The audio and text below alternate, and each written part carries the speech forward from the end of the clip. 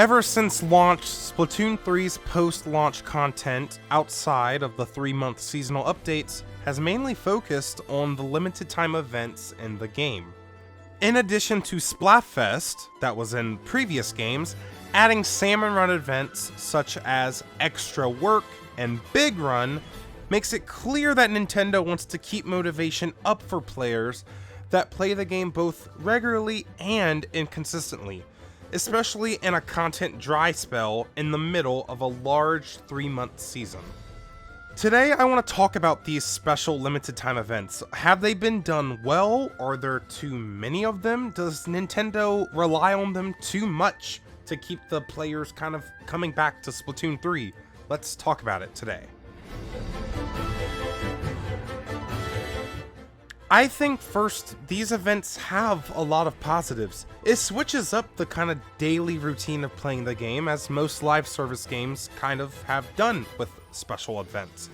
It gets people to come back that don't actually play the game regularly every day, but it'll get them on the game for at least a weekend.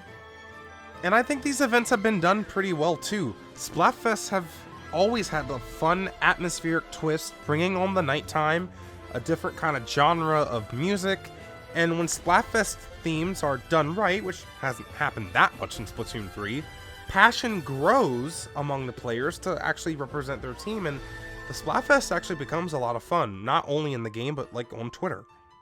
Salmon Run's events have even been very impressive to me in what they have actually been able to balance between both of them. Big Run is a great appeal to casuals, having a fun new map to play on, great new music, subtle lore implications with the presentation of the event, even though a lot more could be done with it. It's a great kind of event for casuals to enjoy. While Eggstra Work takes Big Run's kind of competitive nature to the next level, letting the best Salmon Run players in the world tweak their strategy to be the most optimized, is the first time Nintendo really even gave a nod and an outlet to the overfishing community, or players that kind of push Salmon Run to its limits. And while Splatfest is similar to Big Run with this kind of casual appeal, there is a lack of events for more competitive focused PvP players, or the normal multiplayer game, which I predict a special event in League mode will hopefully solve, to kind of give these limited time events even more variety and just more in general. I have a video about League Battle on the channel that you guys should check out if you want to know more about what I think they should do with League Battle in Splatoon 3, especially with special events. However, there is an argument that Splatoon just simply relies too much on these limited time events. These events cannot be accessed most days for regular players, which means to some, the normal game is left very bare bones. The same 4 Anarchy modes that we had in Splatoon 2, Turf War that we've had forever, and a slightly revamped X-Rank that most people don't even have access to play or honestly even want to play anymore. With no big new modes to play over 90% of the time that's not a special event, the motivation to play outside of these events are a huge problem for some players. League mode being held onto for what maybe might be for the next season, hopefully in June. We went 9 months at least without it, when League Battle was something that we had in Splatoon 2, and Anarchy Open just isn't really the same thing. Just the matchmaking's a lot worse. And even going back to the events, Splatfest and Big Run, if we're gonna lean on these events, despite their casual appeal, they lack a lot of substantial differences from their normal Turf War and Salmon Run counterparts. Splatfest's Tricolor Turf War is a great addition. I think it's one of the best additions to this game, but it's only available for half of the Splatfest, one day out of maybe every few months, on a single Frankenstein-looking map. That's not just letting the mode reach its potential. I think having shifty stations, and a lot of different shifty stations, just made Splatfest a lot more interesting. And while I love Big Run, I really do, it is simply just watered down Salmon Run on a new map. There's less special night waves and Only the new Ouroboros boss really gave the Inkblot Art Academy big run its own identity from the Wahoo World big run. But besides adding more to those special events, what could they add to the regular game to maybe fix this issue?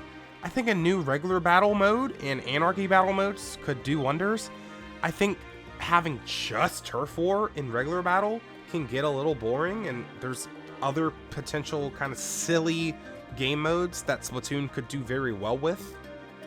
But I definitely see the hesitation on getting rid of the game's 24-hour access to its, iconic mode, right? Splatoon is turf war. Turf war is Splatoon.